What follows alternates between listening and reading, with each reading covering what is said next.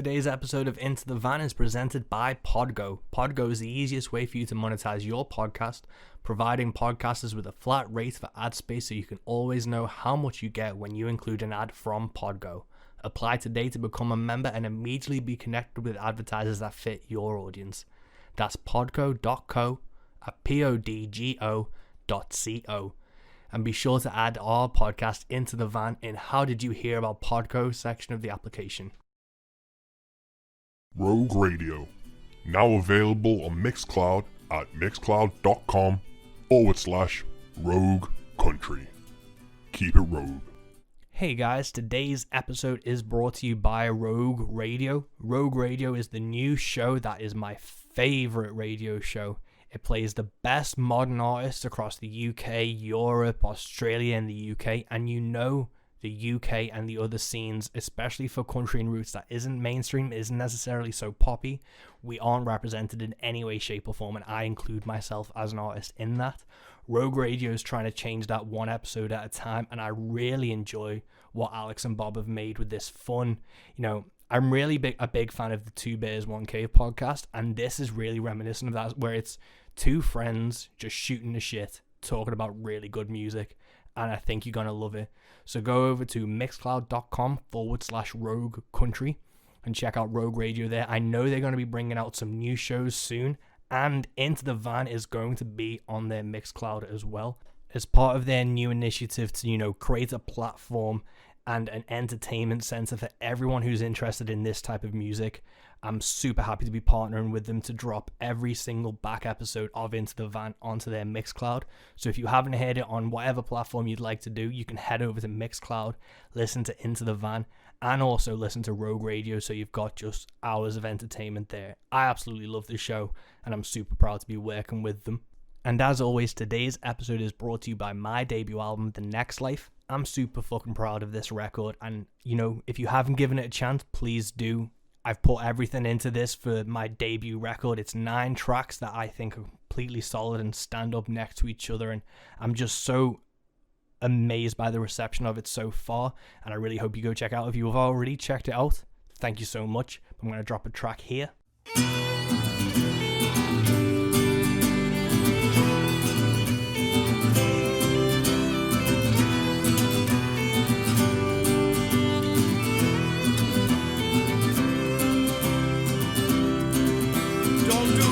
I've done, say a father to son, and let this worldly view grow. Do what you can and love what you do, for it's a long and lonely road. It's a long and lonely road. It's a long and lonely road.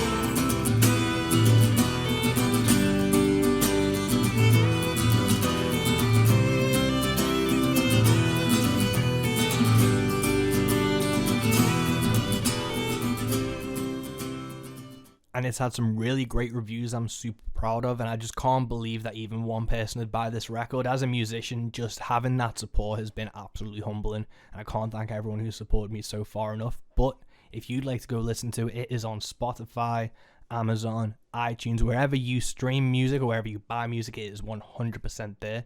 So please go check out The Next Life. Today's guest I am so excited to announce. Today's guest is Danny Vaughn, and I've been a fan of Danny Vaughn since I was like 15, which, he hasn't aged a day. He looks amazing. He sounds amazing. He plays amazing. His new record, Myths, Legends, and Lies, is fucking phenomenal. And I can't believe that Danny was gracious enough to accept my invitation to come on Into the Van and chat. And chat he did. We go like nearly an hour and 20 onto this episode, and it is so good and so interesting to hear someone who's had such an amazing story career like Danny has. And, the first time I saw Danny Vaughn he was opening for Journey in Manchester Apollo. And that was absolutely insane. And then I've been able to see him at Download. I've seen him on his own a few times. I've seen him with Dan Reed Network and his solo project, Snake Oil and Harmony. And it's just, he's always just this flawless musician and entertainer and storyteller. And it is obvious when you listen to Danny Vaughn that he is all of those things and more. So this is an absolutely fantastic chat, and I'm so happy that I got to have this. When I started this podcast, I didn't know who I'd be able to get. I knew I'd be able to get my friends, and you'll be able to get people I kind of toured with or people I kind of knew. But these cold calls that I've been doing and just emails with people on my wish list, you know, I've had Beans on Toast, which was an amazing thing to happen. And today to have Danny Vaughn, who I'm a huge fucking fan of, I've been a fan of for nearly 15 years now, was just absolutely mind-blowing. And to get to do this chat was, you know, an absolute amazing bucket list goal for this podcast. So go listen now. We have an absolutely fantastic talk, and I want you to dive straight into it. So without further ado, this is episode 16 of Into the Van with Danny Vaughn.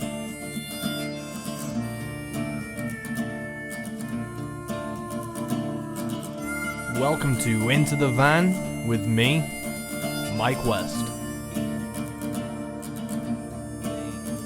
Now, thanks so much for joining us. And just as you were saying, you've lived in Spain 11 years now, is it? Yeah, it is. Yep. And what was the reason behind the move? Was it like a practical or, you know, emotional, or what was the... Amor, my friend, amor. Yeah, I was actually, when I left America, which was, it's now 15 years ago, I moved to Ireland first because I had some good friends there who kind of just said, hey, you know what, we'll get you set up and get you started and, you know, introduce you to people and get around, because there really wasn't much for me career-wise in America anymore. You know, it was very few and far between. Whereas in Europe, I was able to tour reasonably regularly, particularly UK. But at my level, it wasn't cost-effective to keep flying over all the time. So, and of course, 15 years ago, we relatively new with Ryanair and the cheap airlines. So it was like the perfect time, you know? And then when Melissa and I kind of met and started courting, as it were, when we finally actually met in person, she had moved to Gibraltar. And like everybody else, I'd certainly heard of Gibraltar, but actually didn't know where it was on a map at all. I had to go look for it. Like, oh, all the way down there. Look at that. And so started flying from Ireland to Spain for visits and looking around and going, wait a minute, this could work, you know, because I lived in Ireland for 4 years and I was really starting to wonder where they were keeping the sun. It wasn't in the south of Ireland, I can tell you that. So it all just kind of fell into place kind of haphazardly. Oh, amazing. And I was going to say, because you have such like a dedicated UK fan base, when you said you were in Spain and when I realized you were, I was like, that makes so much sense as how you tour regularly and things. And, you know, you tour really well with like a lot of dates. So it was really interesting to see that like cross from Spain. But like, I've only been to Gibraltar once. I have a friend who lives just on the border in La Linea. And we did the stupid thing of, do you know the Mediterranean steps on the Rock of Gibraltar? Sure do. We did that at midday, like peak heat. Oh, nice. With one flask of water between six of us. And like one of my friends had like a can of Coke. So one of them nearly died halfway up the steps, and that was a fucking ordeal and a half to... Oh, yeah. Well, you don't want to die there because the monkeys will just eat you. But with... obviously the UK touring and things, so you were in Ireland first. Did that kind of influence your songwriting and things? Because I know Myths, Legends and Lies to me has a more Celtic, like traditional folk influence to it. Yeah, that's intentional too. I mean, but I don't think that's actually because I lived in Ireland. That's always been there.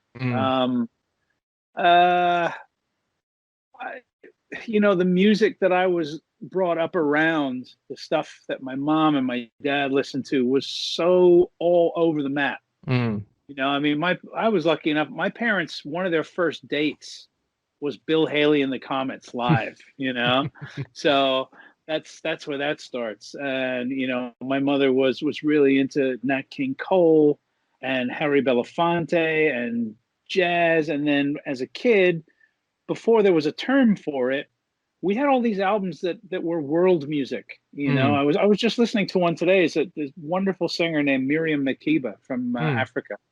And she was kind of known as the Queen of Africa because she was able to transcend all the various countries, and even, you know, globally, she was world famous at what she did. Fantastic singer.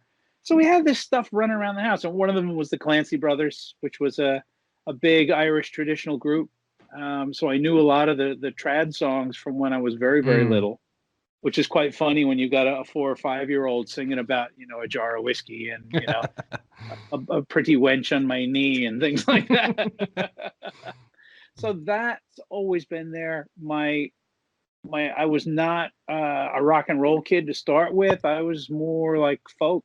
The stuff I was Simon and Garfunkel and Crosby, Stills and Nash and Joan Baez and Bob Dylan, and that's what I remember earliest on that was in my house, and Beatles, of course, and then started making my own choices a little bit later on. So I just find, I'd say 99.9% of all music fascinates and interests me. And I'll hear something and I'll think, how can I take a bit of that, bring it into what I do, and, sometimes you don't succeed, but with the Irish thing, it feels very, very natural to me, as my mother's side of the family is where the Vaughn name comes from.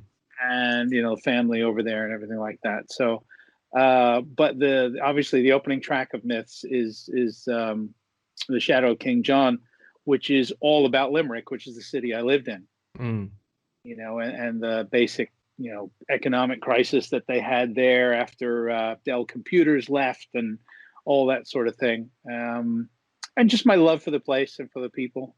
No, that's such an interesting thing. And it's amazing how it shines through. But just touching on what you were saying about world music, I was kind of thinking this the other day, because I don't know if you've seen the Disney film Coco. The one, it's like this kid from Mexico, and it's like a mariachi themed film. Oh no, I haven't seen that one yet. Yeah, is it good? It's really good, and like there's all this kind of like old like 50s style mariachi music in it, and I had no knowledge of really mariachi music. Everyone knows the kind of stereotype like that type of thing. Well, it's those 3 trumpets, man. It's just fantastic. I love mariachi, by the way.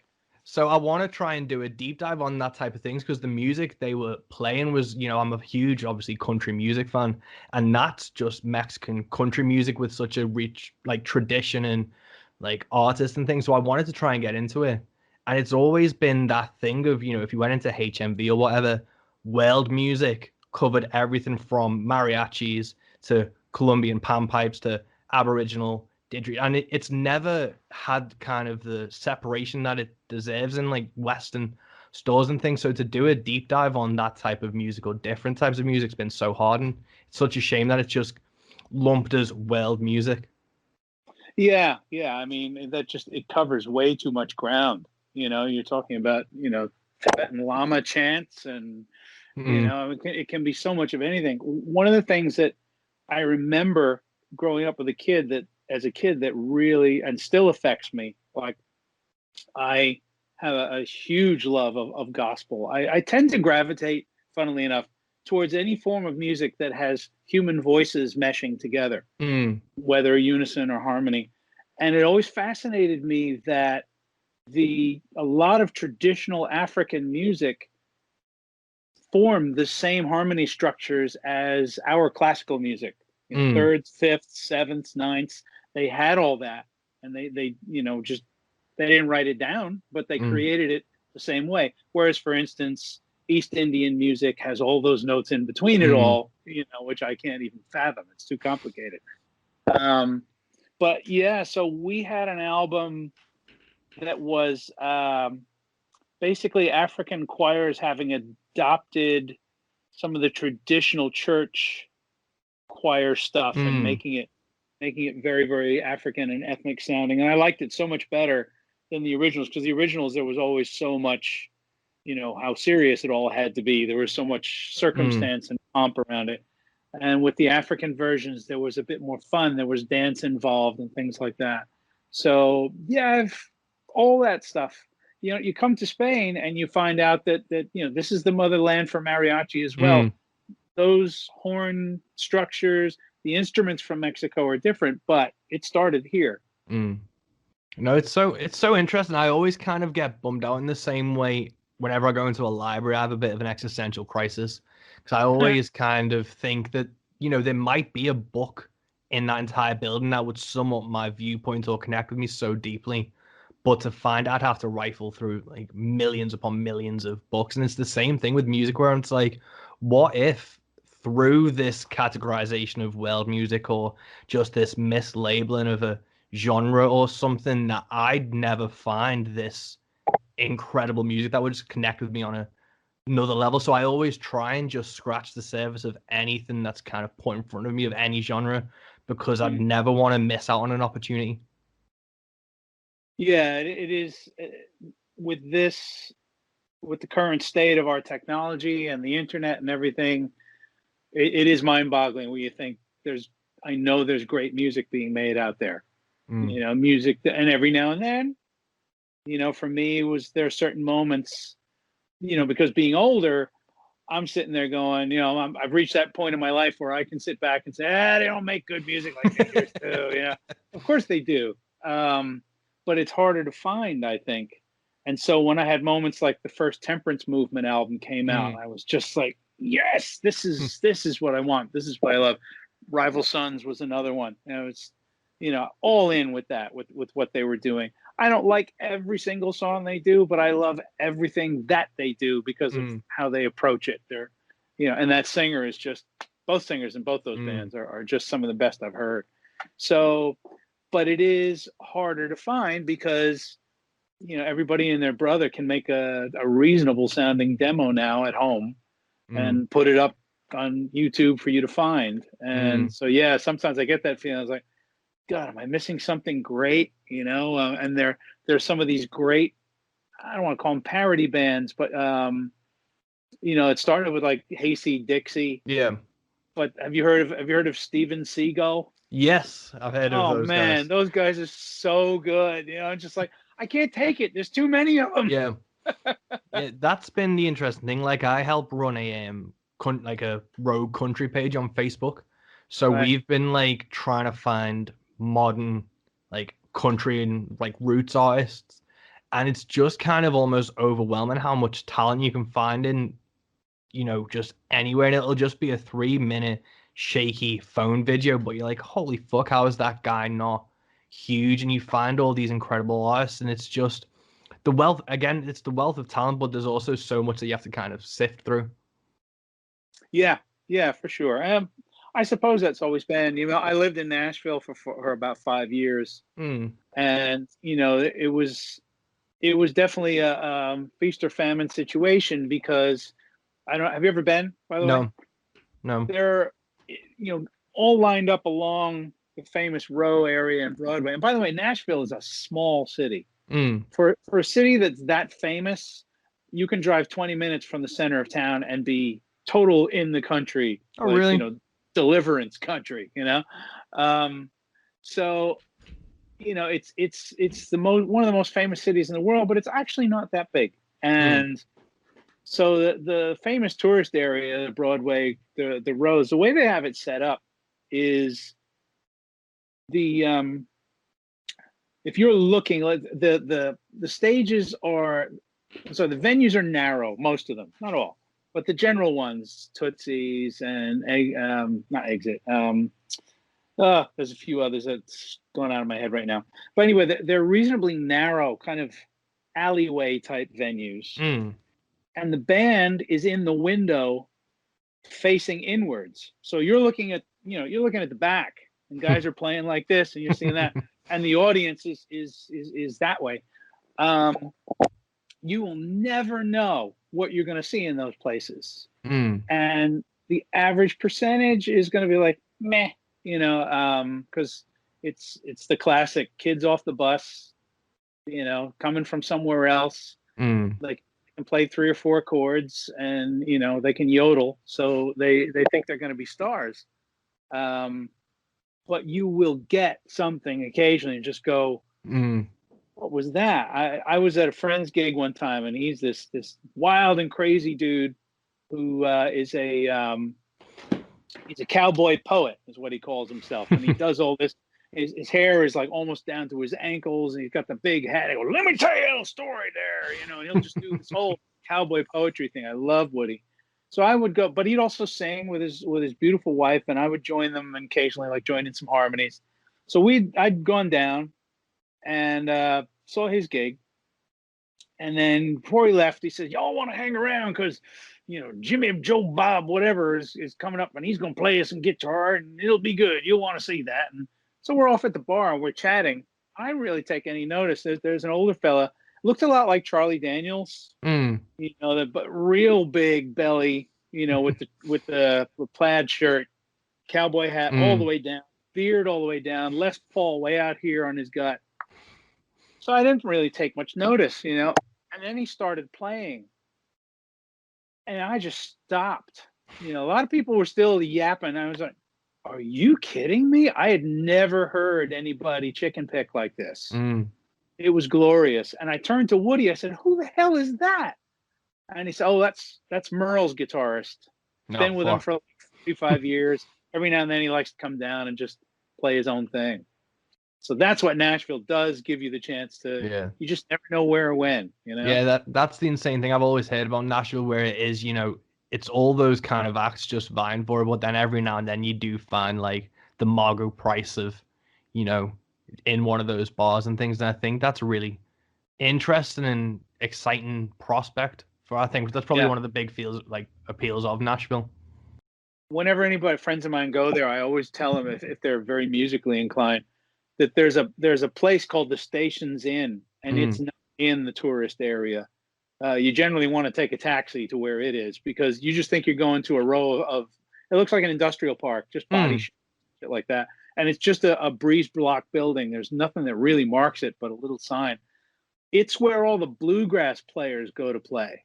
Now, you can be crap and play country music. You cannot be crap and play bluegrass. It's not, the level is just, and man, I've seen some people in there, none of whom you've ever heard of, and it's like, I saw a guy take a solo on the spoons that blew me away, it's like, so it's worth the trip, because you just never know what you're going to get down there. Oh, definitely. I'd love to make the trip. It's definitely on my to-do list, but I wanted to go into, obviously you've been a musician for over, is it 35 years now? Yeah, right. So. And what was really the start in that, and then the transition into being like a full-time musician, when you realized you could, take it to that level? Well, let's see. I think pretty early on, after you're fling with your high school mates and their bands and things like that, you start to realize that people keep coming to you saying, "Hey, come sing with my band." Like, well, maybe I got something here after all. It was never a plan, that's for sure. I always just went wherever I was pushed. But there in the very early 1980s, the New York, New Jersey bar circuit was enormous for cover bands. Cover bands were making thousands on a night. Cover bands at those days had light shows that rivaled arena bands. It was crazy. And so it was a worthwhile gig to get into. So after a few like false starts and stops with different groups, I was involved with a band called Allied Forces that played all over that area. And the craziness of youth. We'd have Vertical Tuesdays on Long Island at Exit 62. That's from Rockland County, where we live. That's almost a 4-hour drive. We'd drive the whole drive, get down there, set up, play 3 sets of Iron Maiden, and when we played everything. That was the other reason why these bands were so good, because of who you had to copy. You had to copy Michael Schenker. You had to copy Iron Maiden. You had to copy Journey. You had to copy Loverboy. It was just all over the shop. And so you really cut your chops really well on that, and that's when I started to feel professional. At what I was doing. And I had day jobs in and out of that at various times, but when times were good, I didn't need them. And was that you always primarily as the vocalist? I mean, did you play guitar as well during that time, or were you like focusing solely on vocals? No, that's kind of what was my trademark in Tyketto, was also my trademark in the cover bands, was that I had a 12-string acoustic. just a lot of people. I fell in love with that when I was a young kid.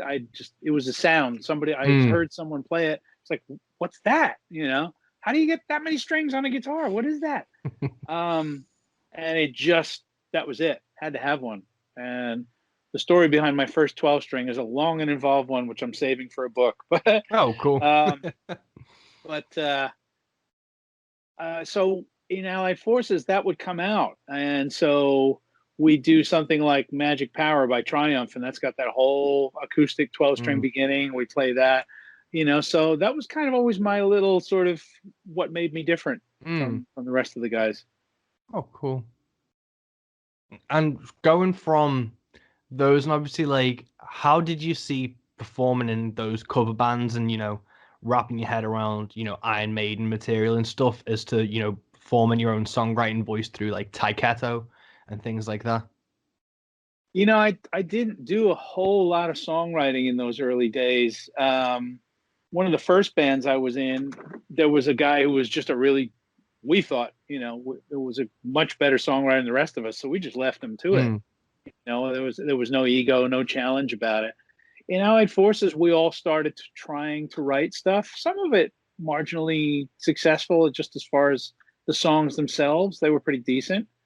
But it was when, you know, suddenly getting the drop in the bucket, the call to join Waysted, and you know, oh, okay, you're in, you know, you've done what you had to do. You're in the band.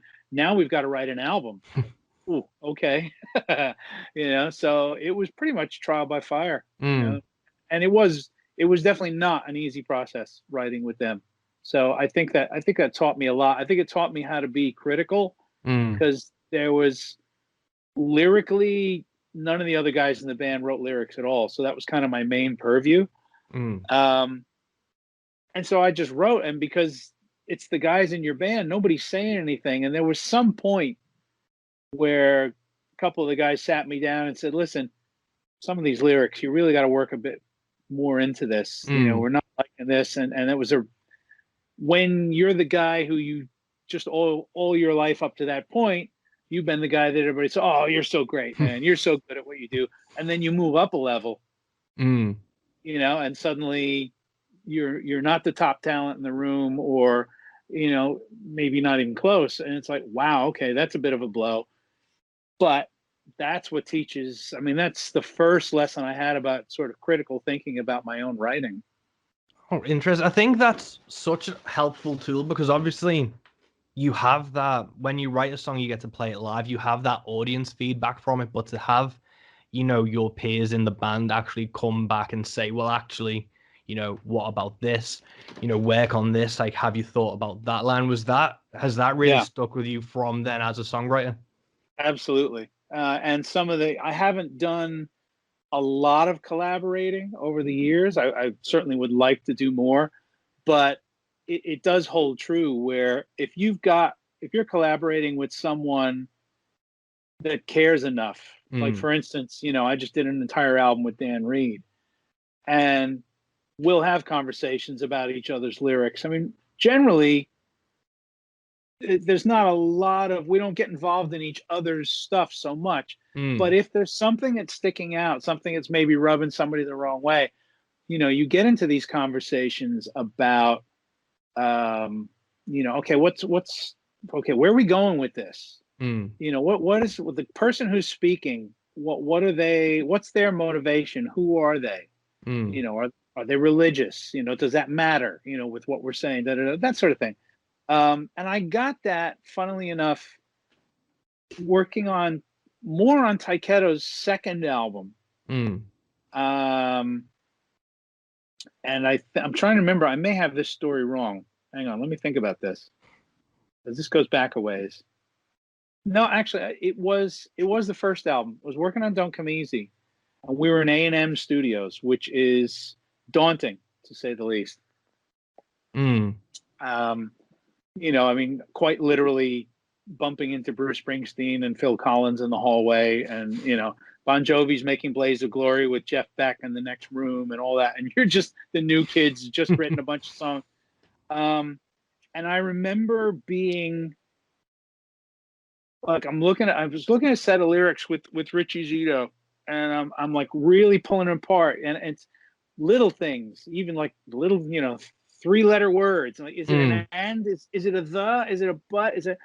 And I looked at Richie. I said, I'm really sorry. I said, I probably know that I shouldn't care so much. And he's like, oh, no, wait a minute. He goes, let me tell you a story. And apparently at another time in his life, he was in one of the studios in LA, and the Eagles were recording. And he said, and I just happened, he said, it might have even been at A&M, I don't know.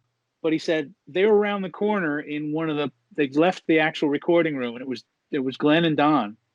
And they were sitting on a couch, and he said they were doing exactly this. They were saying, is it an and? I don't know if I want to say and there, because that implies this. And the character seems to be saying da, da, da, da. So it was really, to know that the songwriters of that caliber, worked in that way was a big deal. And writing to me is kind of just creativity is a bit of a passion of mine. And I have over the years collected a number of stories from different places I've seen on YouTube and things like that, from songwriters that I think are genius and brilliant, like Henley. And when you find that there are actually a fair few similarities between yourself and these great people and how they write. I've got a book of random thoughts, basically. Maybe it'll be a catchphrase. That'll be a good title, whatever that is. Write it, and just write it. Don't try to write the song. Just get the idea out. And then what'll happen is at some point or another where I start to try and stitch together a song, I get this book out, and I'll look. And what's interesting is a line from 6 months ago works with a line from last week over here, works with a line from a month ago, and you'll be like, oh, wait a minute, this could all be one song. Henley has what he calls the shoebox. I saw this wonderful interview, if you can find it on YouTube, is Billy Joel interviewing Don Henley about songwriting. So there's your master class right there. Yeah. And Henley said, he says, with me, it's a shoebox. He says, I'll get an idea and it just come out of nowhere. And he said, I won't try to flesh it out. I'll write down the line. I'll tear off the piece of paper and I'll stick it in the shoebox. And he said, at some point, I get the shoebox out.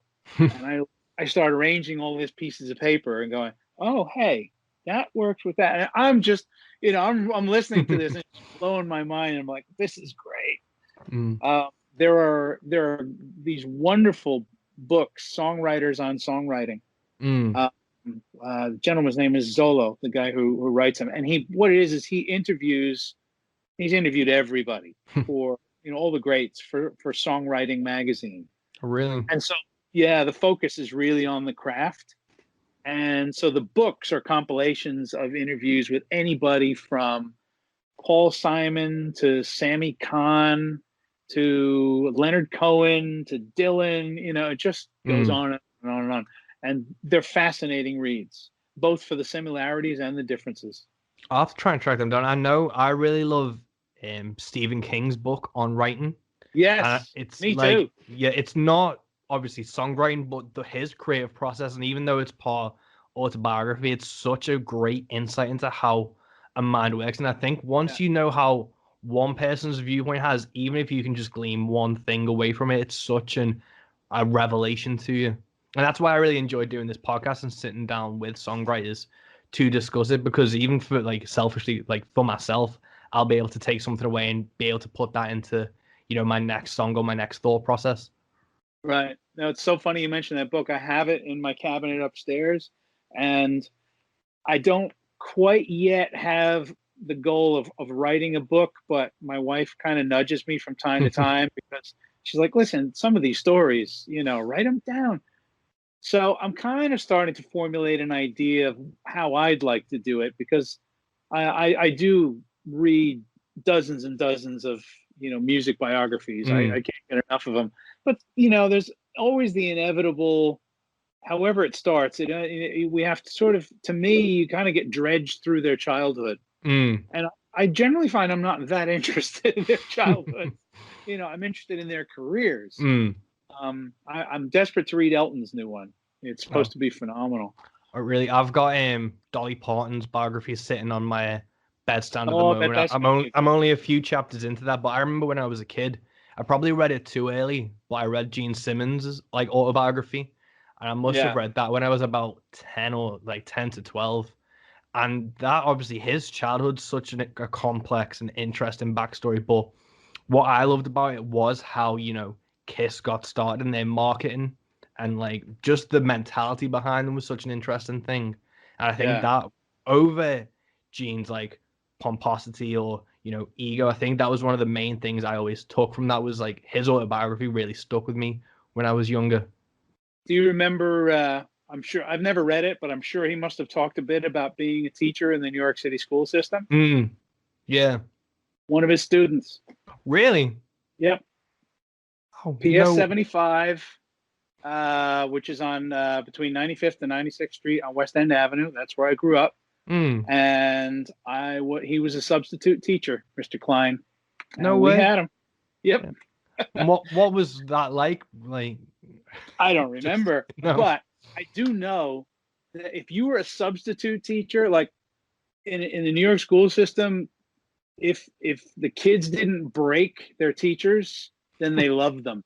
And we loved our teachers. So when our teachers were sick and a substitute came in, all hell broke loose, because there was like 35, 40 kids, kids from all over the West Side, some as far north as Harlem. It turns out that my school was pretty progressive. I didn't know. I joined it when I was 7, and my friends were South American and Black and Puerto Rican, and just it was just growing up in New York, all that's normal. So I didn't realize that even for New York, it was a relatively progressive school. And he came in as a substitute a couple times, and I think he said in his book that was what was the galvanizing moment when he realized he needed to make it in music, because he couldn't hack it. And I'm like, yeah, so that kind of means he owes me a little money. Yeah, there's definitely some royalties owed somewhere for a line or two about something or other. But no way. Think so. That's so interesting. Like I enjoy teaching. I've taught a bit in not a strict sense, but I've volunteered and taught youth projects, and I've taught at hostels doing NVQs and things. And I went to do like the formal teaching, but I just couldn't wrap my head around the structure of it and things. I don't know if that's just, I'm not very keen of authority and things like that. I don't work well with that type of structure. But anyone who can actually be a teacher has my utmost respect, especially dealing with 35, 40 hell-raising kids. I don't know how subs do. Yeah. No, I know. I have a very dear friend of mine that works in the New York City school system, and it's with particularly challenged kids. It's kids who've got, maybe a parent at home that's a drug addict, or, they've been through homelessness or whatever. So you got all that added on top of trying to teach them the normal stuff as well. She's amazing. She's been at it for years, and it's just, she always manages to connect with them. Man, it's pretty stunning. Yeah, it's such a insane task to be taken on. But going back to like your music and things, when we were setting up this podcast, an article came out of an interview with you, and you talked about after 35 years as a musician, you thought about quitting once, which for me as a musician, I'm like, how could Danny Vaughn ever think about walking away from this? But then as a musician, I was like, how can you only think about walking away from this once, especially with all the trials and tribulations that come with it? Yeah, definitely thought about it more than once, that's for sure. The once was basically, Tyketto. Everybody always, this is the question. It's if I had a dime for every time I was asked the question, why wasn't Tyketto a bigger band? They should have been a bigger band. It was just bad timing for us, and so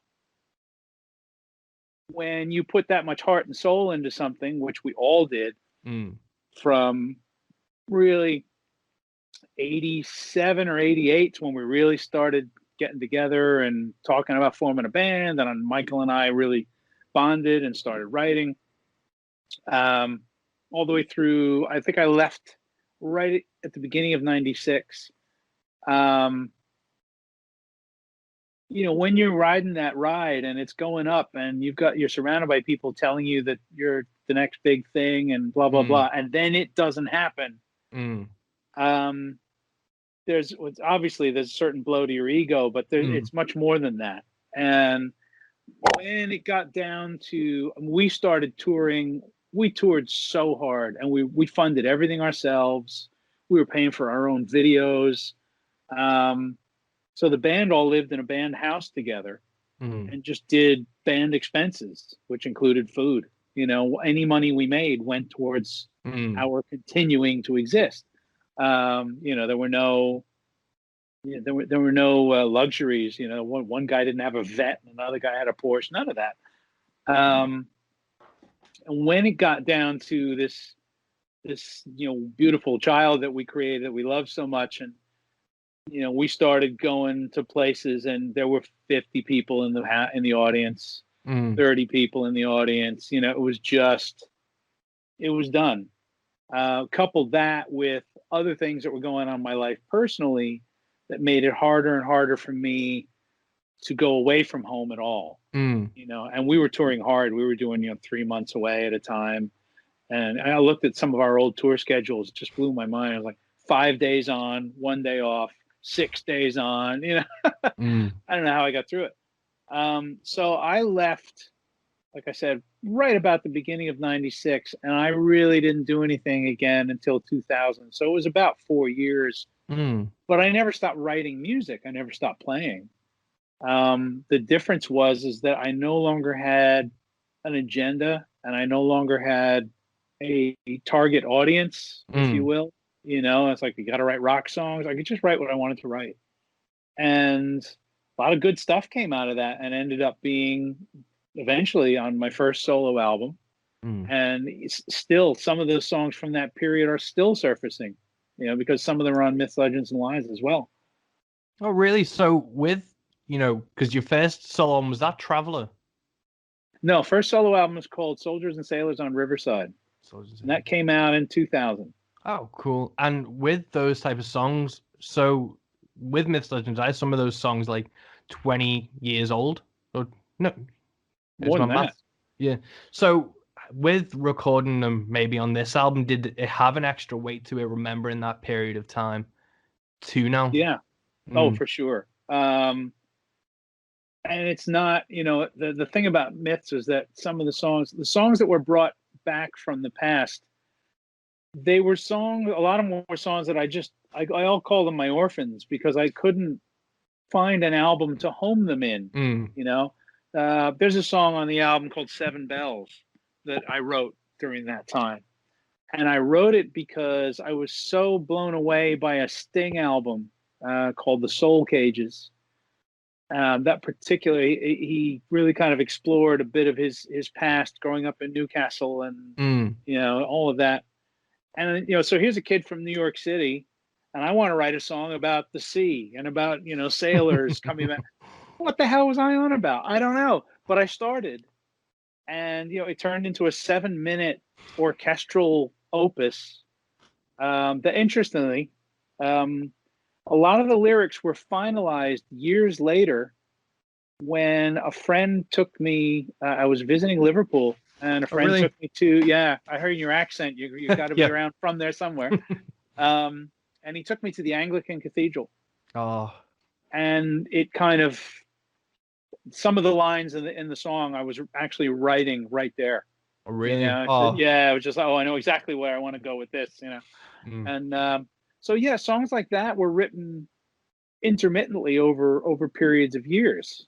It's not like you write it, put it away, and then one day you pick it up and play it. By the time you pick it up again, you're another person. Your musical skills hopefully have advanced, and you have other thoughts. There's a song on the album called "The Missouri Kid" that is the first song I ever wrote. So, oh, really? That song's 40 years old, and it was only initially to be included for that reason, because I thought it would provide kind of an interesting point, bit of perspective. But of course, I've rewritten it over the years. but the band just was like, wow, where have you been hiding this? You know, the guys who were playing said, we love this song. I was like, really? I was putting it on sort of thinking of it as a bit of an indulgence. You know, this is a bit of an ego moment. I'm going to play him a first song I ever wrote. But the guys were like, this song's wonderful. So, you know, I was so happy with all of that. So yeah, all of those, you know, there's so much push and pull on the Myths, Legends, and Lies album as far as where these songs all came from. Oh, amazing. Just as a side note, the Anglican Cathedral, like I'm on the Wirral, so I'm just over the water from Liverpool. Okay. And that is probably my favorite building in the entire world. Like I've just grown up, and no matter where I've really been, either on the Wirral or in Liverpool, you can always see that building just because it's so huge. And it is the largest cathedral, at least in Britain, if not Europe, isn't it? I think so, because I've been to like the Vatican and things like that, and I've been to the Colosseum and things like in Egypt and stuff, and it's still that structure. I don't know if it's because it's home as well, but yeah, that cathedral has just always been mind blowing. And another level is now that I know you've been in it making some songwriting. I've been sat in there writing songs as well while I've been waiting for friends to finish uni and stuff. So it's cool. It must just have something in the bricks. Yeah, I think so. I think I was there, and there was at least some kind of choir practice going on, so that didn't hurt either. That's amazing. And with obviously the knocks you've taken through Tyketto and things, and taking a break, do you think that was kind of formulative in being an independent artist and finding your voice to say, I get to do, you know, if I write a song, I'm going to put it on an album because it's a Danny Vaughn song? Do you think that helped you not necessarily conquer a fear, but have that kind of motivation and drive to plant that flag as yourself? It did. It was actually conquering a fear. I think that's quite accurate. You make things and you think, who's going to like this? Anybody? You know, basically you tell yourself your own story. You can sit there and say, this is going to sell millions. This song is brilliant. I've written some songs that I know are hit radio songs. They just never happened to be a hit on the radio. You know? But I know they have all the elements. They got all the right things. They just didn't get to the right ears or whatever that may be. And then you have other songs where you just sit there and go, well, in the end, mate, the only thing you can do is say, this is true to me. Yeah. You know, and it's really the only thing that separates us. You know, there's 11 notes and that's it. And I forget it was who David Bowie said he started training with, who was a master musician, a classical musician. And that's exactly what she told him. Said, there are 11 notes. Now, what can you do with them? You know, and it's so there's that. And from the storytelling aspect, your perception of the world is unique to you. So that's, you know, one of those terrible questions I don't like fielding is, what advice would you give for, you know, young guys starting out in bands? Like, I don't like going there because who knows what works? Nobody knows. You know, every success story has got an element of, you know, the first Boston album. Everybody passed on it. Nobody got it. How can you not get that album?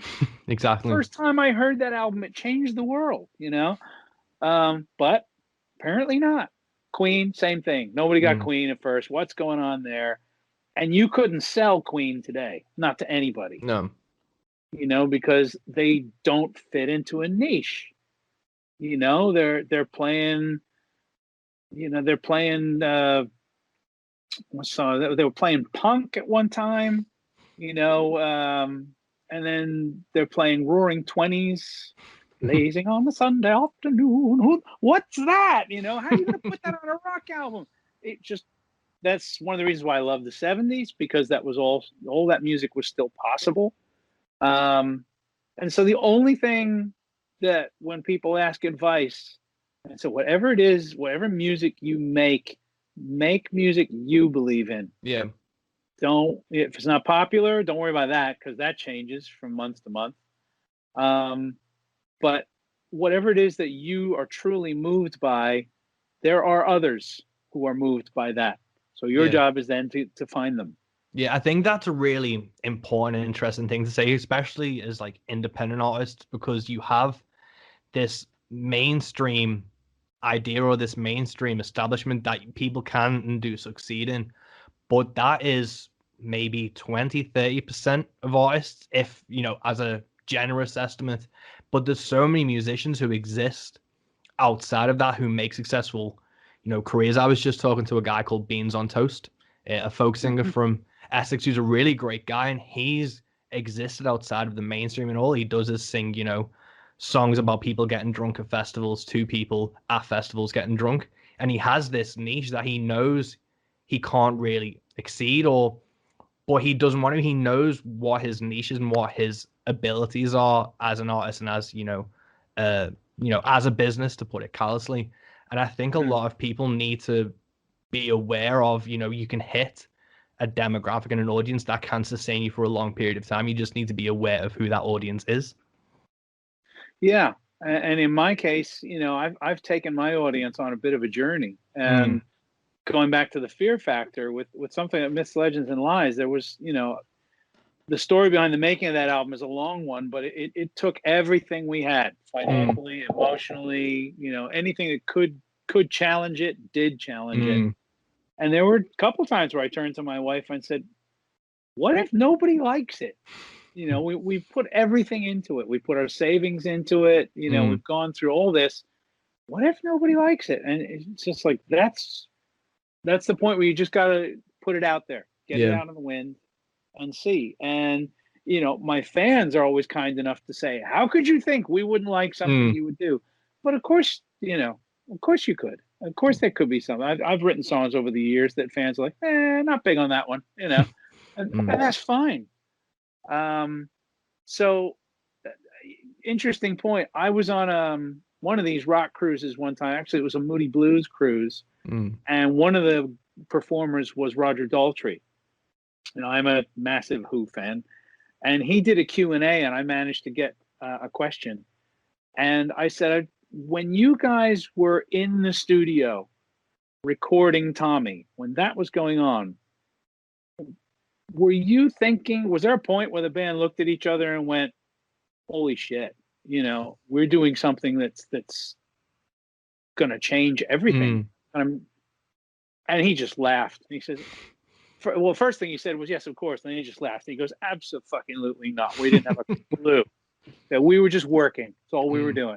And you know, Pete, you follow Pete and where he goes with the music, and you do your bits. But overall, yeah, clueless that what they were doing would have, you know, such an immense effect on rock and roll.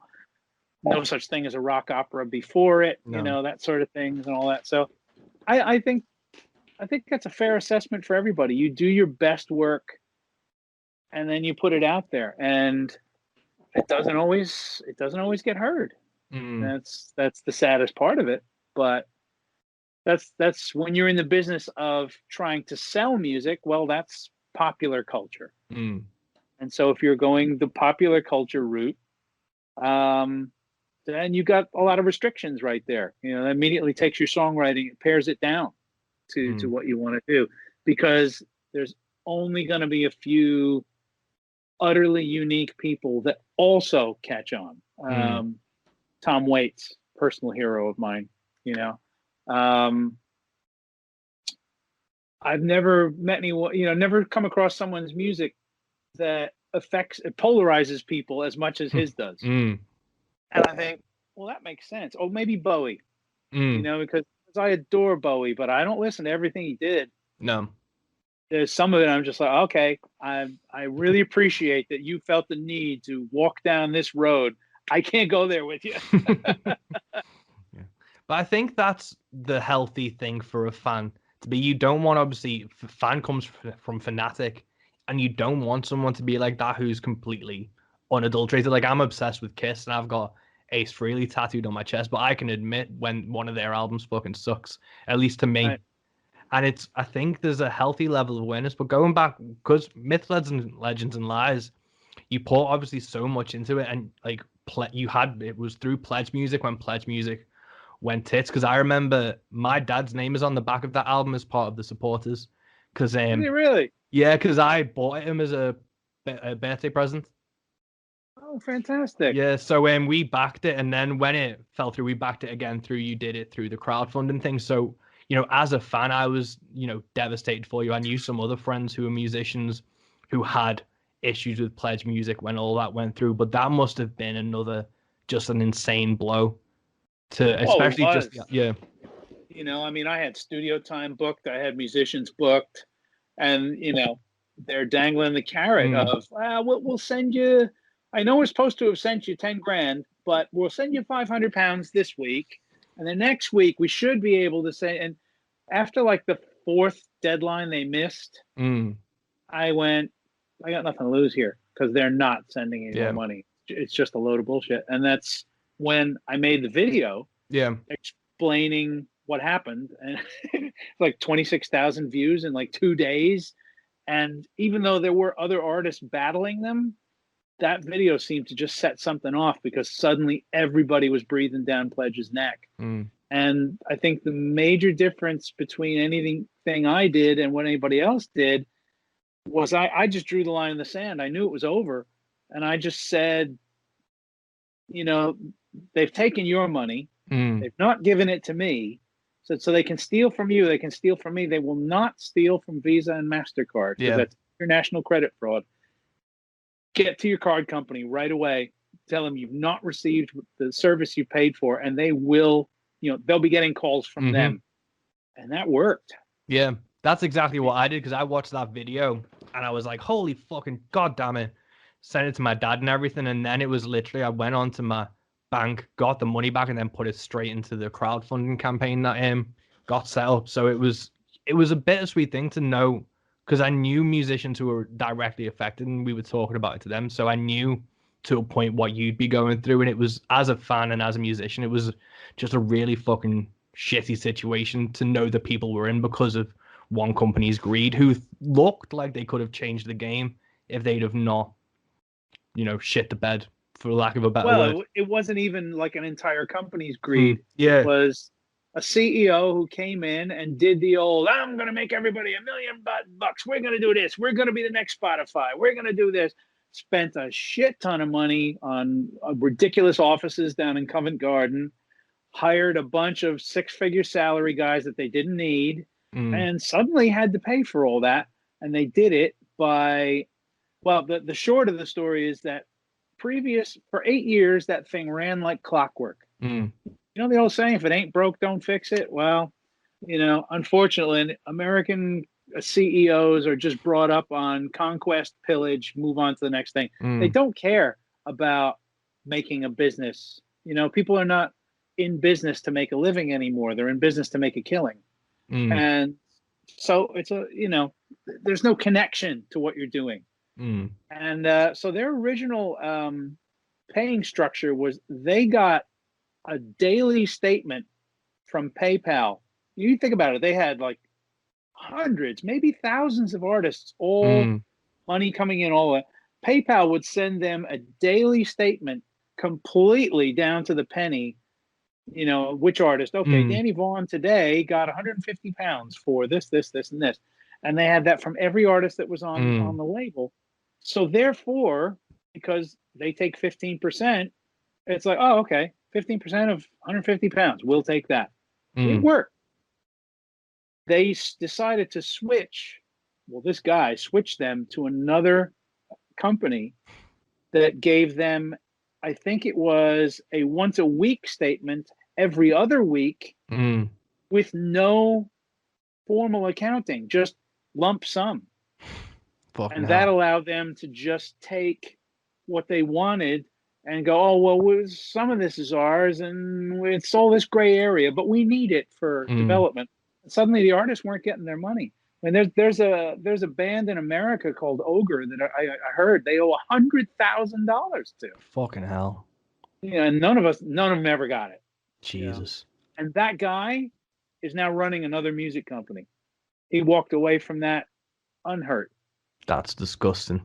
Yeah, it's just ridiculous. And like for me, like selfishly, I'm obviously like a small artist. I was planning on going that crowdfunding route for my album. So when that fell through, it was obviously like, shit, I'll have to try and find another way to fund it. And I was lucky enough I kind of took that approach, but just through Bandcamp and just to set up pre-orders, and was lucky enough that people did it that way. But with your album, Myths, Legends, and Lies, and obviously you had Traveler before then, and I think I first saw you opening for Journey in 2007 on the Traveler record, or it may have been around. That was just myself and Tony Marshall playing acoustically. Yeah, and that was a really great thing. And obviously in that article, I think it was Blues Doodles from the other week, you talk about that Americana country scene. Have you found much crossover with like these two albums, that you have, your Tyketto and Danny Vaughn fan base, and you have like country audiences coming across? More, yeah. Well, Myths, Legends, and Lies, I was really happy that I was getting attention from Americana. I mean, the album charted in the UK Americana charts. We were number 3. Oh, amazing. Yeah, some guy named Springsteen was at the top, but I don't know. So yeah, I mean, things like that where it was just getting attention for the music, because there were whole areas of people going, I don't know how many interviews I started over the last 6 months with, I'm sorry to say I don't know who you were. I don't know who you are. I haven't heard of you before. And I'm like, no, I love that.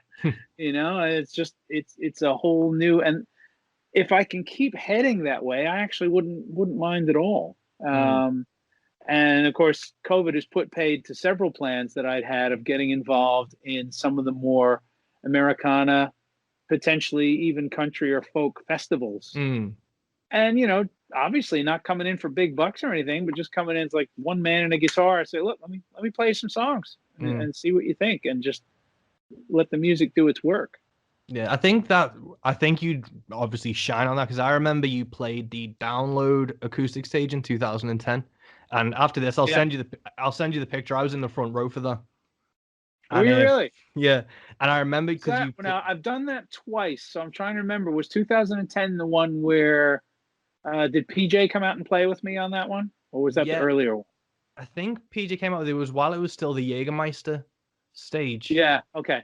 Yeah, and I remember you did Last in Line, and you did like. Okay, that was the first one. Yeah. Yeah, I remember just absolutely being blown away by that, and from just knowing that experience and seeing you live, a fair few times, I think you'll go down such a treat in those type of Americana and country festivals, because there's a lot of, not necessarily poses or, there's people trying to tick boxes, while I think, again, it's what we were saying before, it's just purely authentic what you do. And I think it's going to really resonate with people. So I think going down that route is why, a lot of people will be crossing over to find yourself. I'm hoping. Yeah. I mean, if we ever actually get a business back, but true. Yeah, because, Dan Reed introduced me to the whole concept of doing house concerts, which I really enjoy. I'd say I enjoy 9 out of 10 of them. There's always one where you're just like, oh boy.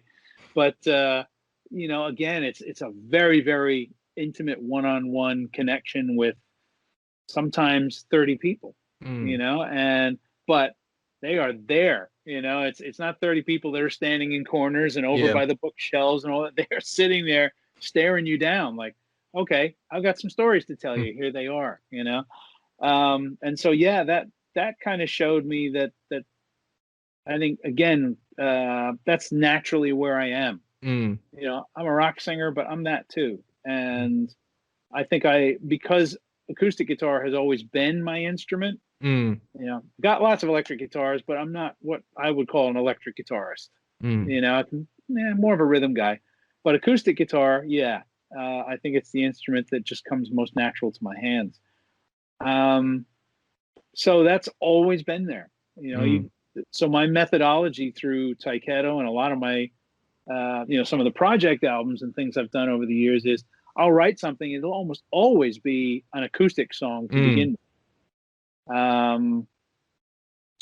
Something like I think it's something like Sail Away from the first Tyketto album. It's in the tuning, but it's just an acoustic thing. And I love these kind of open ringy chords. So if you're playing E up here, right? I don't know how many songs I've written using this technique, by the way. So you slide that same form around. And I learned, you learn this from Jimmy Page, because he was doing this forever. So that's a B, but you've got the high ringing. Oh, that works. Oh, that works. So this is always there. You got the open B and E string. So, you know, Sail Away was.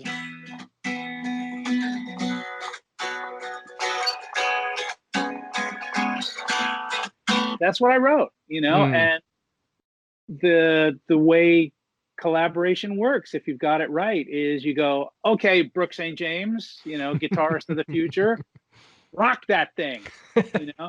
And it's funny because a lot of times you hit a wall. A lot of rock guys don't know what to do with that. You know, luckily Tyketto's secret weapon was always Michael Orbini, because he would get it. Even though he couldn't write a guitar riff, he'd go, oh, no, I hear it. It's going to be a stomp. Like, it needs to go, dum, dum, dum. And be like, okay, now it's starting to sound like rock and roll. And then I remember with Sail Away, it might have been a week or so. And it was so typical Brooke, because he came in one day. He's like, guys, I got this thing for that, you know, Dan, that acoustic thing you showed me. He goes, I got an idea, but it's too heavy. It's not going to work. That was his way of selling something. Like, you're not going to like it. It's too heavy. And he played that riff. We were all like, touchdown. You know, this song is going. And that's how that stuff happens. But for me, most of my stuff will almost always start sounding country. That's so interesting. I know I've seen a lot of bands that are either metal or rock, and they switch to acoustic, and they still try and play an acoustic like it's an electric guitar. And I think that's one of the initial stumbling blocks. So that, for me to, like, obviously hear you do that, makes so much sense for where the sound of Tyketto and your solo stuff comes from. But with, like, Dan Reed, how did that collaboration and tour come around? Because you were meant to be doing one in March of this year, because you did a solo tour in July last year, which I unfortunately missed because I was on tour, and I missed you by one day, which I was gutted about. But then you have these, like, collaborations with Dan Reed. Does that make it interesting live? Does the stories change and the dynamic change during those tours? Oh, absolutely. I learned so much from him. He's a storyteller to me on another level. And we write utterly differently from one another, and for some reason it works. You know, and again, he's drawing from his life experiences. So I always laugh at when, you know, we've done 3 tours together so far, and part of the show is our conversations, you know, because I don't want to sound egotistical, but we're fairly interesting people. You know, I'm growing up in New York City, and I've traveled all over Europe, and, you know, I had these crazy 60s parents. My father's a painter, you know, all this kind of stuff. And I'll tell my little story of where, you know, I was here and this happened, you know, blah, blah, blah. And Dan will come in with, well, this next song, he said, I wrote after spending 3 months in silent meditation in the hills of India. And, oh, fuck you, Dan. You know, Mr. One-upsmanship. You know, you can't beat his stories, you know. And then he'll go with, you know, there was that time when the Dan Reed Network opened for the Rolling Stones. You're like, oh, come on, you know. So we have a great time. And I think it's a learning process for both of us. It's something that had the potential to not work. We're both lead singers, and therefore that's troublesome. Lead singers generally are a kind of a bitchy breed. I've gotten along with most of the ones I know, I'm happy to say, because I think it's quite fine for you to be as good, better, whatever than me. I don't really care. You know, I'm reasonably comfortable that I'm good at what I do. Yeah, not arrogance. It's just I found something that I'm good at, and it's over 35 years. I've kind of figured it out. Still figuring it out, really. But not all singers are like that. They get very, like, you know, don't look at me. You know, remember the old Eddie Van Halen stories about turning his back to the audience? It's that kind of stuff.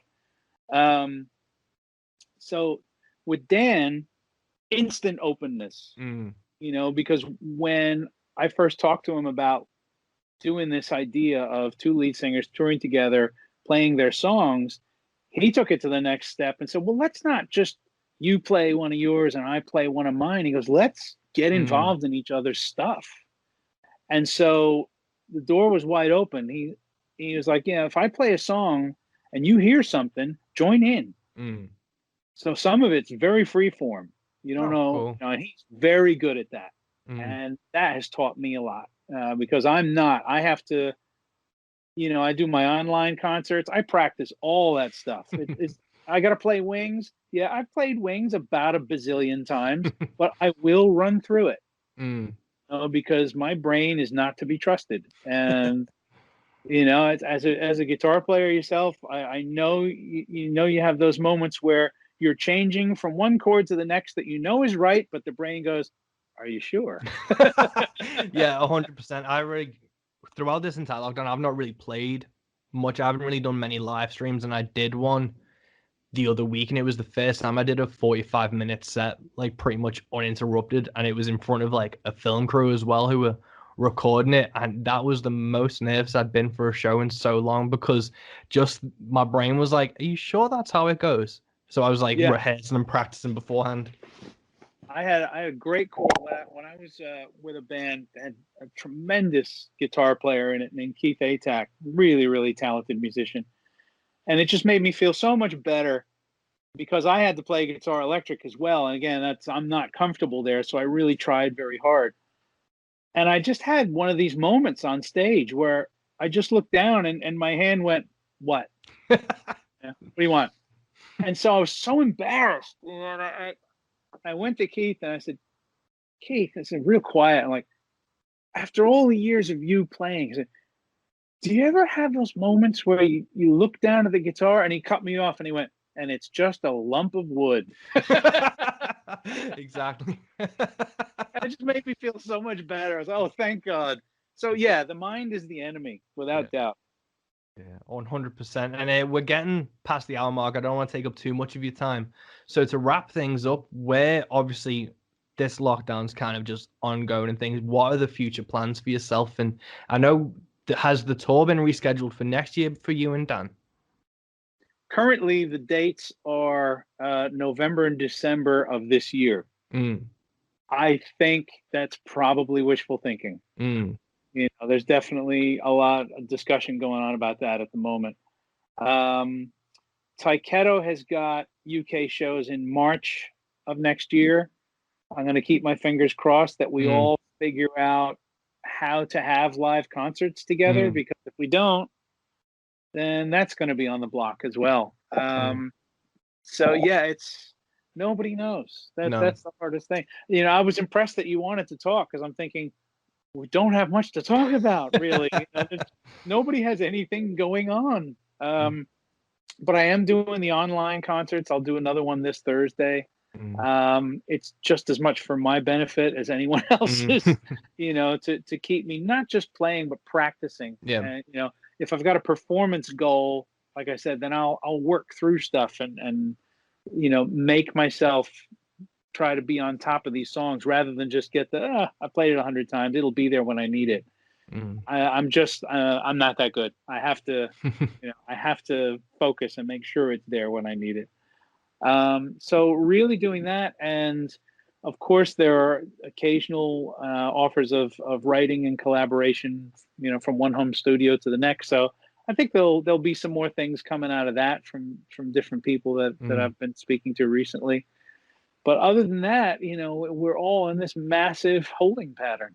It is. It's a shame, but this is kind of why I wanted to do the podcast, and why you, as a fan, you've been at the top of my list to do this podcast. And I was hoping to catch you and Dan on the tour, but I just had to talk to you. And this has been a really interesting thing for me to just try and not just as a musician and as someone who tries to create things, to have something to pull out every 2 weeks, but it's been a really nice way to just connect with people. And for this lockdown, this has been a really sense of sanity and stability for me, which has been awesome to have. And I think it's the same thing with live streams and things. Absolutely. It's still, because when I do it, I'm playing. My wife and my dear friend Julie Bootland is kind of manning their computers, and so they're seeing the response to what I'm doing. I'm not, and that's difficult. Now I have seen I don't know how this is done, but one of my all-time favorite writers, performers ever in the world is John Hyatt. And he's doing an online concert where he's selling proper tickets. Like you can get loge seats or mezzanine seats or whatever else. But apparently it's set up so that he's going to be able to see each of the audience members on screens while he's playing, all of them, like, you know, one of those massive little Zoom things, but on multiple screens. So it's really going to be a real-time thing. Well, he'll be able to, and I'm thinking, man, I hope that technology becomes more accessible, because if we're stuck in this pattern for a while, just the need to see someone's reaction to what you're doing is missing that terribly. Yeah, 100%. I don't know if you're a fan of Jason Isbell, but him and his wife played, I think it was the Brooklyn Bowl in Nashville, and they had like projectors around the hall of people watching it, and it alternated between Zoom things so they could still see stuff. And it was such an interesting concept to have. Yeah, well, as always, when we have major shakeups in our life situations, certain technologies leap forward. And that's what's happening here. You know, companies that have been saying for decades that there's no way we can have our employees do their work from home are now having their employees work from home. And it'll stay that way. You know, when this is over, all these people aren't going to go back to the workplace because we don't need the workplace, do we? We don't. You know? So, yeah, a lot of these things, as always with technology, there'll be some bad sides to it as well. But I am looking forward to the idea of doing some of these online concerts anytime in the future where there's direct response that I see and hear, you know? Oh, amazing. But the downside of that, of course, is also that if each member of the audience is sitting in their homes, then that means if they feel like getting up and having a beer and, you know, you know, yelling at their dog, and you're going to get that too. Yeah, it's going to be definitely an interesting balancing out thing. But, you know, I'm hoping, I think everyone is just optimistic that we'll be getting to live music soon. But the live streams, it's kind of what you make of it, isn't it? It is. The other thing I think, however, that I see as a good side to this is there was a tremendous amount of complacency going on up till now with live music. You ask any player, and they're just like, the first thing you do when you post tour dates is start fielding the complaints. Why aren't you playing my town? Why aren't you playing here? Oh, that's, you know, well, I am playing, you know, I'm not playing the Wirral, but I am playing in Liverpool. Oh, that's 20 miles away, you know, and you just think, wow, you know, so that, I think that might dissipate a bit. Hopefully. And I think when you know, live performances come back and everybody feels comfortable about it, I think they're going to come back with a vengeance. And definitely. Because people are going to remember that there's an experience to be had there. That's what it's all about. It's another reason why we're all a little cagey about everybody filming all the time during the concert. It's not because we cared about being filmed. Hey, you know, it's great promotion, but you're not watching the concert. You're not listening. You're paying attention to your screen, or, you know, if I got them in focus. And I even challenged an audience one night and I said, come on. I said, do you really go home and watch these? No, you don't. You put them on a hard drive and you never see them again. Some people disagreed with me. That's fair enough. But I just think that where I would never demand people not, you know, have their phones up and record, I would encourage it a little bit, because a good concert is not about the band being good. A good concert is a circular effect. You know, what we send out, what you send back, all of that, we're playing off of you now. Otherwise, what are we doing? We're just reciting from, you know, by rote. What's that? You know, that can be done. That can be done at home. So I think that is going to be rightfully missed. And I'm really hoping that when it comes back, people are like, wow, you know, I just went and saw this and it was like the best night of the last month, and it meant so much to me. That's what all us music fanatics want from our music, you know? Yeah, most definitely. And I think it's even, you know, it's such a value thing, because I saw that video you put up of playing after your show at the merch table because a fan requested a song, and wasn't that something? Yeah, those type I of was so glad somebody filmed that, because not for my ego, because I just thought, what a tremendous moment that was, because I saw her, and then somebody, it was at the meet and greet, and they introduced her, and as soon as she said her name, I went, oh, because I'd gotten the email saying, hi, my name is Leah, and it's a lovely email about why she loved this song, and I was inviting people to tell me what they'd like to hear on the night, and it just, I don't know why I didn't write it on my list, and it just skipped my mind. I was like, oh no, we can't have that. Yeah. And when you, particularly with these acoustic shows, you're having a relationship with every single person in the room. I've said this to people for years. Acoustic shows in front of 50 to 100 people are much harder than stadium rock shows. Definitely. That stadium rock shows have their own complications, and of course, very daunting to stand up in front of 25,000 people for sure. But after the first 3,000 or 4,000, it's just colors and shapes. 50 people in a room, I've got 100 pairs of eyes right at that I can't get away from. And I find that much more nerve-wracking. No, it's such an insane thing. But again, it was just one of them really cool videos, and that is where, you don't need to film the entire gig, but it's those type of things that you do need to film. Yeah, and I was so glad that later on my friends, oh, by the way, I filmed that. I was like, oh, no way. Yeah. I was like, God, I hope I played it decently. Because that's the other side of it. It's like, look, I filmed you, you played this. I'm like, oh, I was shit. Listen to that. Happens all the time. And of course, the other side of it is that, you do a lot of those solo gigs, those acoustic gigs, they're 2 hours long. And, the next day, people are like, oh, went to see Danny Vaughn, was brilliant. Here's a song from the night. Which song do you think it is? It's Forever Young every time. Like, come on, I did like 25 songs. Yeah. And do you have plans for, obviously you're doing the Snake Oil and Harmony things. Do you have plans for a solo tour at some point, maybe next year or? Well, like I said, the Snake Oil tour is still actually listed as November, December of this year. We have kind of put the word out to fans, because of course we know how much people have to prepare and some get hotel rooms and all that. We're like, you know what, with the way things are, it's not a good idea to start blocking in hotel rooms or buying flights or whatever. So give us a little more time, see how this plays out, because obviously, the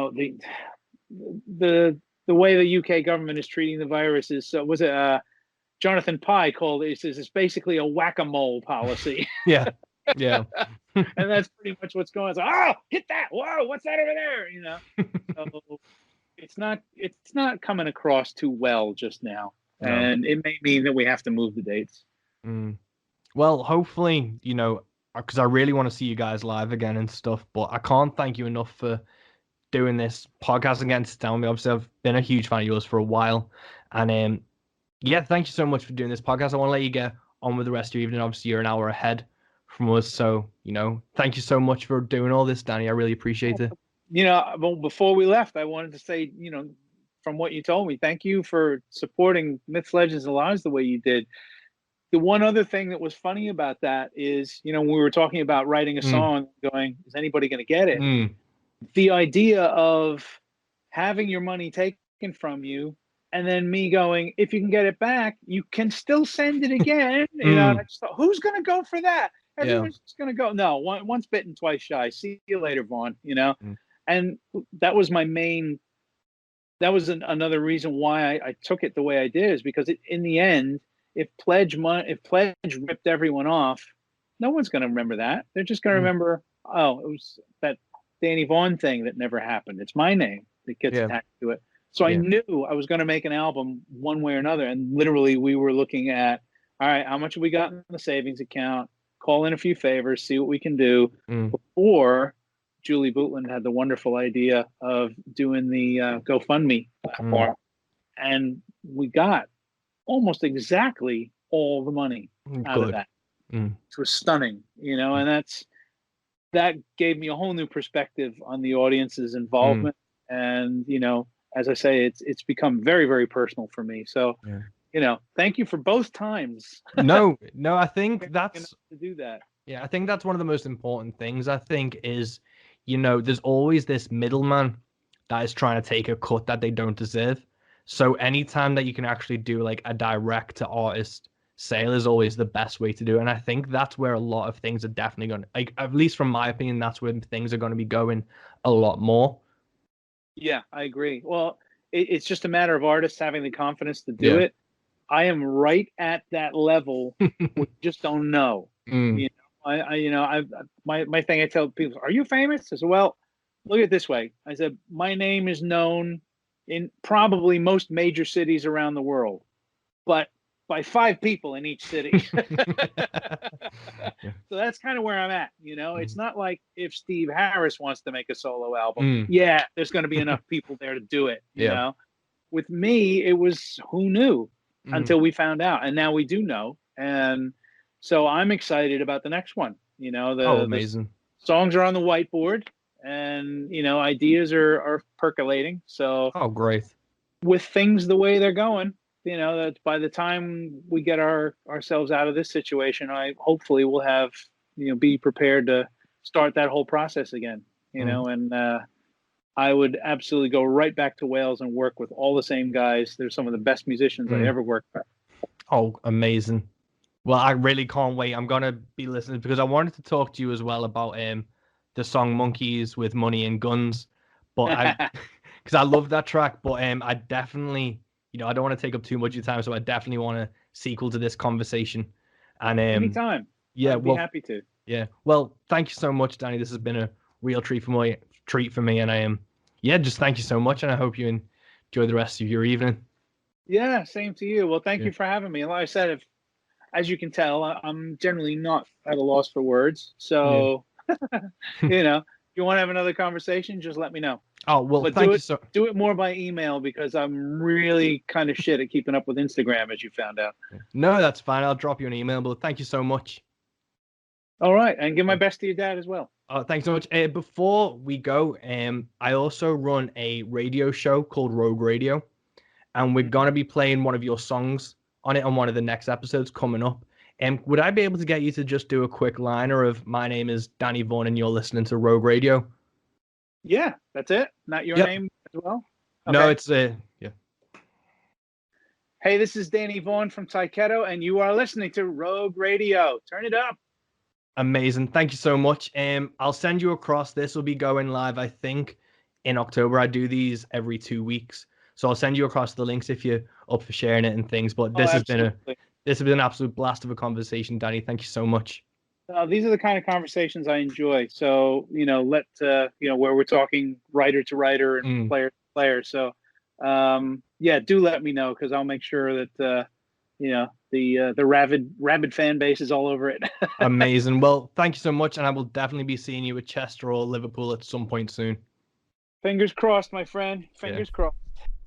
And there we have it, guys. That's episode 16 of Into the Van, Into the Bag. And I cannot believe I got to interview Danny Vaughn. That was so fucking cool and so fucking interesting. And I'm just absolutely made up that got to happen. I remember when I booked it in, the first thing I did was tell my dad because we're huge Danny Vaughn fans. So I knew he'd get a kick out of this. And I really hope you got a kick out of it too. And, it was interesting for you. You learned some things.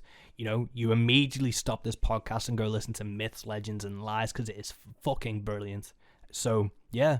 Go support Myths, Legends, and Lies. Go support Danny Vaughn, Snake Oil and Harmony, and all his projects. Go listen to The Next Life. Make sure you subscribe to